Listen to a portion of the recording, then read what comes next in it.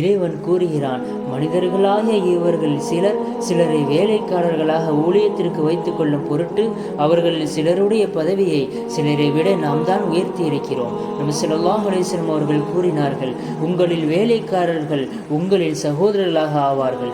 அவர்களை அல்லாஹ் உங்களின் ஆதிக்கத்தின் கீழ் ஒப்படைத்துள்ளான். எனவே எவரின் ஆதிக்கத்தின் கீழ் அவரின் சகோதரர் இருக்கிறாரோ அவர் தன் சகோதரருக்கு தான் முன்பதிலிருந்து உண்ண கொடுக்கட்டும். எவர்களின் சக்திக்கு மீறிய வேலை பொழுவை அவர்கள் மீது சுமத்தாதீர்கள். அப்படி அவர்கள் சக்திக்கு மீறிய வேலை பொழுவை அவர்கள் மீது நீங்கள் சுமத்தினால் அதை நிறைவேற்றிட நீங்களும் அவர்களுக்கு உதவுங்கள். அல்லாஹு தஆலா இந்த உலக மக்களை பல தரங்களில் ஆக்கி வைத்துள்ளான். ஆனால் அல்லாஹ்வின் பார்வையில் அனைவரும் அவரது அடியார்கள் தான். யார் எந்த அளவுக்கு அல்லாஹ்வுடைய கட்டளைகளை பேணி நடக்கிறாரோ அவரே மிக சிறந்தவர். எத்தனையோ வேலைக்காரர்கள் அல்லாஹ்வின் பார்வையில் எஜமானர்களை விட மிக சிறந்தவர்களாக இருப்பார்கள்.